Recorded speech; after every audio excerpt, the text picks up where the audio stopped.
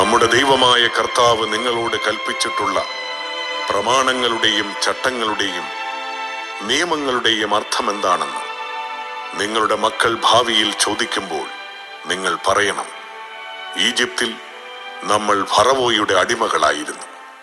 തന്റെ ശക്തമായ കരത്താൽ കർത്താവ് നമ്മെ ഈജിപ്തിൽ നിന്ന് മോചിപ്പിച്ചു കൊണ്ടുവന്നു.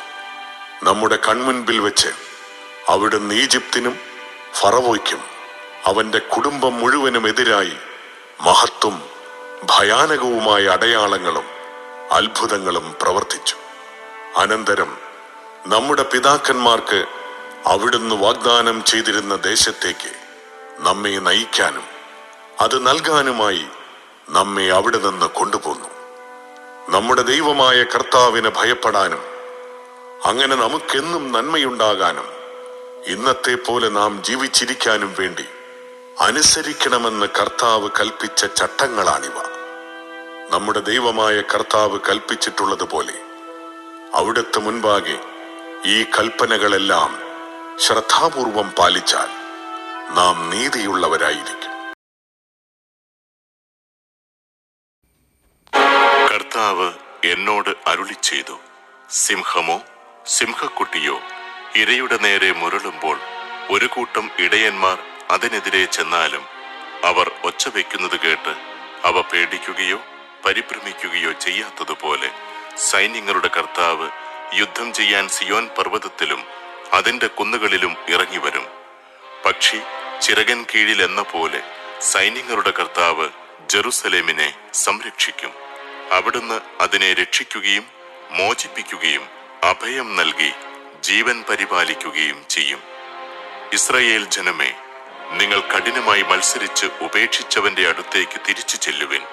അന്നു നിങ്ങൾ സ്വന്തം കരം കൊണ്ട് പാപകരമായി പൊന്നും വെള്ളിയും കൊണ്ട് നിർമ്മിച്ച വിഗ്രഹങ്ങളെ വലിച്ചെറിയും.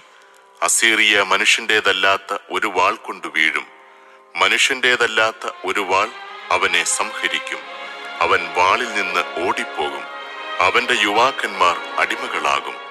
അവൻ തന്റെ അഭയശില വിട്ട് ഭീതിയോടെ ഓടിപ്പോകും. അവന്റെ സേവകന്മാർ പതാകയും ഉപേക്ഷിച്ച് സംഭ്രാന്തിയോടെ പലായനം ചെയ്യും. സിയോനിൽ അഗ്നി ജ്വലിപ്പിക്കുകയും ജെറുസലേമിൽ ആഴി കൂട്ടുകയും ചെയ്ത കർത്താവാണ് ഇത് അരുളി ചെയ്യുന്നത്.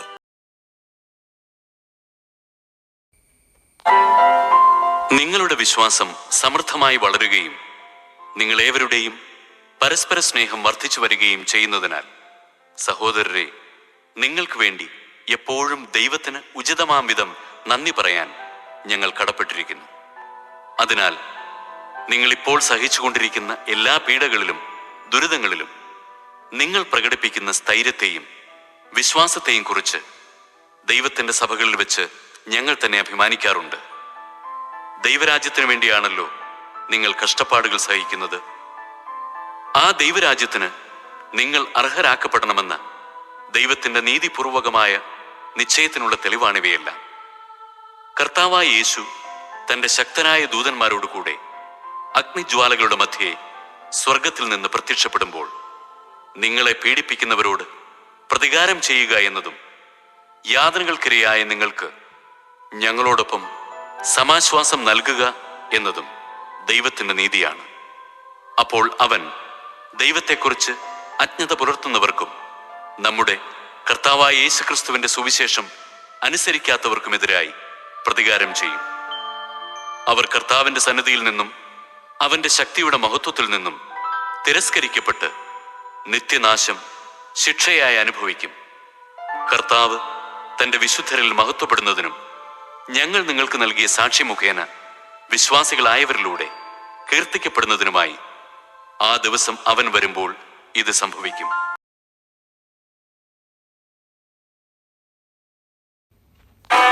അവൻ ജെറിക്കോയെ സമീപിച്ചപ്പോൾ ഒരു കുരുടൻ വഴിയരികിലിരുന്ന് ഭിക്ഷ യാചിക്കുന്നുണ്ടായിരുന്നു.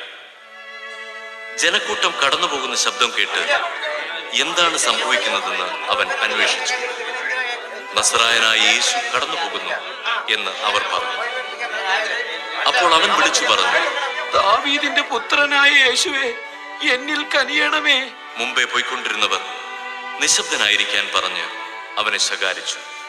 അവനാകട്ടെ കൂടുതൽ ഉച്ചത്തിൽ നിലവിളിച്ചുകൊണ്ടിരുന്നു. ദാവീദിന്റെ പുത്ര, എന്നിൽ കനിയണമേ. യേശു അവിടെ നിന്ന് അവനെ തന്റെ അടുത്തേക്ക് കൊണ്ടുവരുവാൻ കൽപ്പിച്ചു. അവൻ അടുത്തു വന്നപ്പോൾ യേശു ചോദിച്ചു, ഞാൻ നിനക്ക് വേണ്ടി എന്തു ചെയ്യണമെന്നാണ് നീ ആഗ്രഹിക്കുന്നത്? അവൻ പറഞ്ഞു, കർത്താവേ, എനിക്ക് കാഴ്ച വീണ്ടും കിട്ടണം. യേശു പറഞ്ഞു, നിനക്ക് കാഴ്ചയുണ്ടാകട്ടെ. നിന്റെ വിശ്വാസം നിന്നെ രക്ഷിച്ചിരിക്കുന്നു. തൽക്ഷണം അവന് കാഴ്ച ലഭിച്ചു.